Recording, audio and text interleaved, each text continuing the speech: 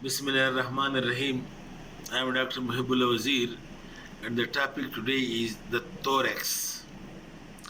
Thorax is the part of the human body between the neck and the abdomen.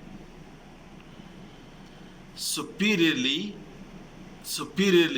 the connection or the line between the neck, head and neck, and the thorax. This is called as superior aperture of the thorax, or also called a thoracic inlet. Make it close, please. This is called as thoracic inlet or superior aperture of the thorax. Inferiorly, the thorax is separated from the abdomen by diaphragm. Inferior boundary is the diaphragm, and this is also called as inferior aperture of the thorax or called as thoracic outlet. Okay, now the superior aperture of the thorax or thoracic inlet, you can see it is bounded by thoracic 1 vertebra, and this first rib or the inner border of the first rib, and then the manubrium of the sternum. These combinedly make what is called a thoracic inlet or superior aperture of the thorax. And note one point, that the apex of the lung, it lies over here above the first rib in the root of the neck, and this superior aperture of the thorax or thoracic inlet, it is being closed by a membrane which is called a suprapleural membrane. And this suprapleural membrane, it extends from the transverse process of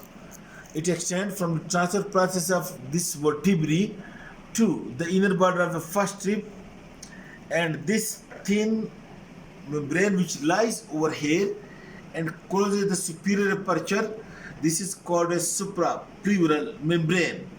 And note the point that the apex of the lung, let me say, this is the apex of the lung, it lies over here in above this first rib, but not above the first thoracic vertebra. And any pathology and disease in this upper thoracic vertebrae, it can involve the apex of the lung, or any disease in the apex of the lung, it can involve the upper thoracic vertebrae. And note another point, that the superior aperture of the thorax, and you look it in your own. Look, this upper border of the sternum, which is called as manubrium, this upper border of the sternum, which is called as manubrium, it lies at a lower level than the first thoracic vertebra. The first rib comes obliquely downward. So if you note in your own, this upper border of the sternum, it lies at a lower level than the first thoracic vertebra, and this first rib comes obliquely downward. So because of this reason, the apex of the lung, it lies over here in the root of the neck above the first rib. Okay, this is the superior aperture or this thoracic inlet. Then you look over here, the boundary line between the abdomen and the thorax is this diaphragm. And note, the diaphragm is concave towards the abdomen, and it is convex towards the thoracic side. It is the dome of the diaphragm. It is convex toward the thoracic side, and because of this reason, from the external side, when you look, the thoracic cavity extends up to head. You can see from the outer side, thoracic cavity extends up to head, but actually the diaphragm lies at this level, and the volume of thoracic cavity is much smaller than when it looks from the outer side. Rather, you can see that the lower ribs, these lower ribs, it overlap. Over here is the liver, and over here is the stomach, and over here is the spleen. And then you can see these both kidneys. So these lower ribs, you just look at it. These lower ribs, you can see, this is the ninth, this is the ninth, and this is ninth, 10th, 11th, and 12th. Look, these ribs, it overlap. You can see it overlap over the kidney, over the spleen, over the stomach, and over the liver, which is present over here. Notice point. That's why any stabbing it over here at the thoracic cavity, but you must think that there may be a rupture of the spleen or the kidney or the liver, because it's being overlapped by the thoracic cage, and the dome of the diaphragm, it is convex towards the thorax, and the cavity of volume of the thorax is being reduced. This is the inferior aperture. This is the inferior aperture and inferior boundary of the thorax. Okay. Then the skeleton of the thorax, you note from posterior side, these are 12 thoracic vertebrae, 1, 2, 3, 4, and these 12 thoracic vertebrae. And from anterior side, it is the sternum. And then from posterior to lateral and anterior, there are 12 pairs of ribs which make the posterior, the lateral, and anterior boundary of the thorax, while the anterior most boundary in the midline is being formed by sternum. And note the point that the sternum consists of 3 parts. Look over here. This is manubrium of the sternum, and this is body of the sternum, and this is xiphoid process, and this is manubriosternal junction. And this manubriosternal junction in living,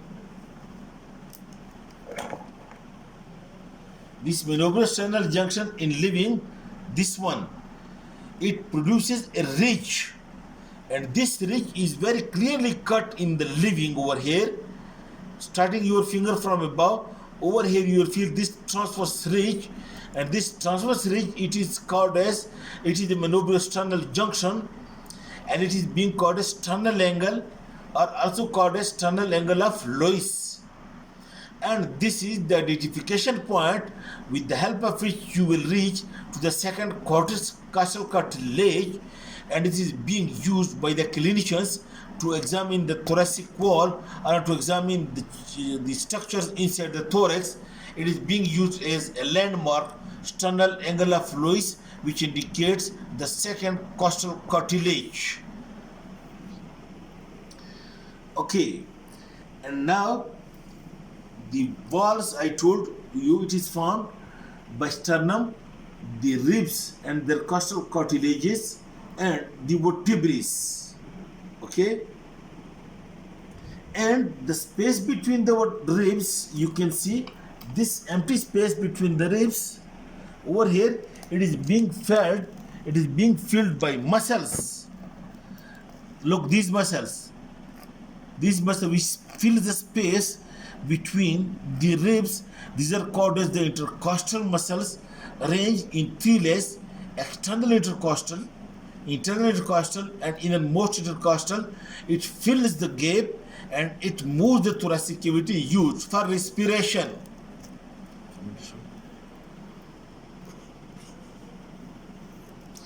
Okay.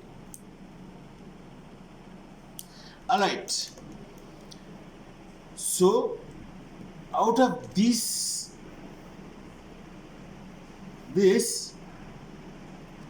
posteriorly, I told you, it is the vertebral column or 12 thoracic vertebrae. And the thoracic vertebrae, you know, these are identified by the fact, the thoracic vertebrae are identified by the fact that this thoracic vertebrae is having these costal facets, one below and one above, and one facet over here at the transverse process. This is the identification point of the thoracic vertebrae, that is, it is having a costal facet. You can see this facet and this facet, upper facet and lower facet, and then one facet at the transverse process, and these three facets, they are making three joints with the ribs. And look, the posterior end of the rib, look, which is also called as head of the rib, it is having median ridge and two sloping surfaces, facets, one this one and one this one, and each rib articulates by its lower facet, this lower facet with its own rib, and by its upper facet, let me say this is the rib, it articulates by its lower facet with its own rib, and by its upper facet with the rib above, with the vertebra above. Each rib articulates by its lower facet with the upper facet of the vertebra of its own, and by the upper facets with the vertebra above, and are the lower facet of the vertebra above, and the intermediate ridge which is present between the two. This rib is articulate with this intervertebral disc.